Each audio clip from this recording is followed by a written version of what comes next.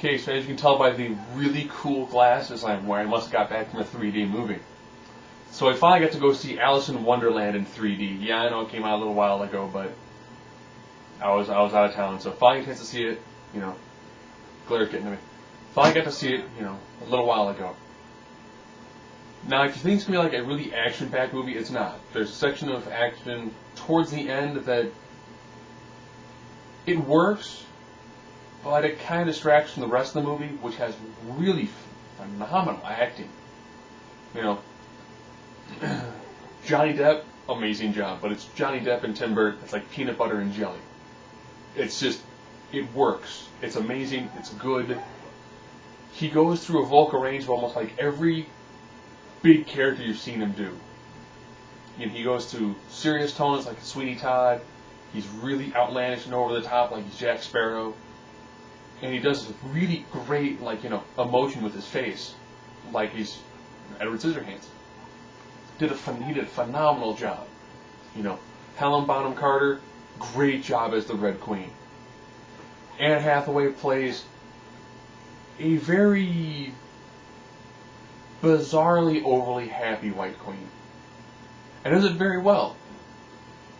You know, everybody does a performance that is so unique to themselves, and it was acted very well. Now, of course, if you don't know, this isn't the original Alice one. This is more like a sequel. You know, they touch you the first maybe like 5 minutes of when Alice was a girl going to Wonderland, and then going there 13 years later. Essentially, she's going to be, they're having a party that she has to go to, and she's going to be proposed to. She then sees the White Rabbit chase him down a hole. And you kind of know, it's the plot from the first one, just she's older, because when they do a small flashback, it goes through everything that's just happened, and it's actually done very well. Voice acting was done phenomenal.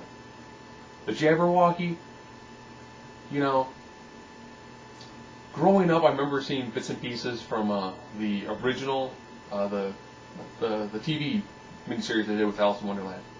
The Jabberwocky was frightening.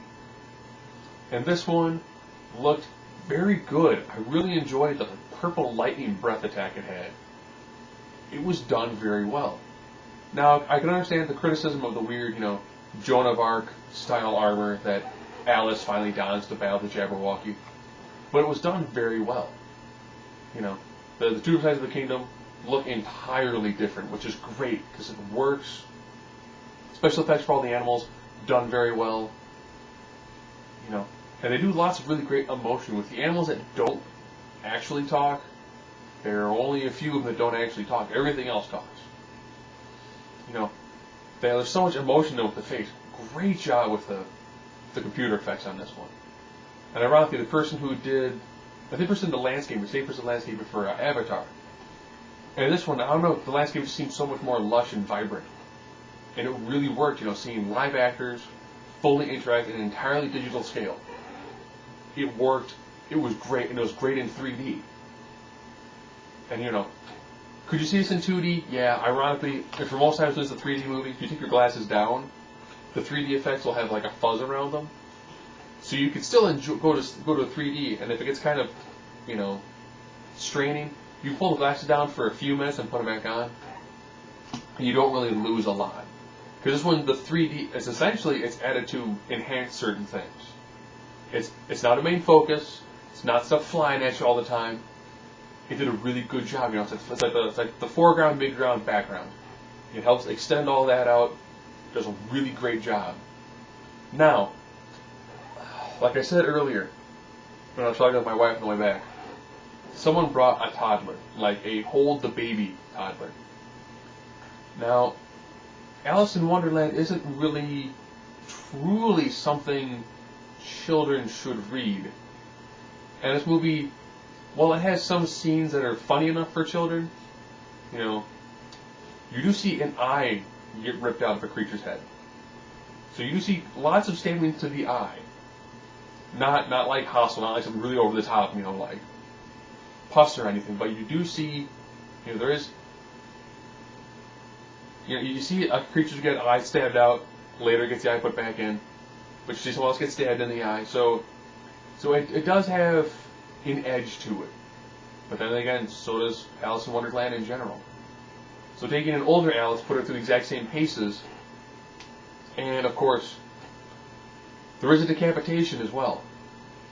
I mean, it's got some moments that are probably something you don't want like a 5-year-old to go see.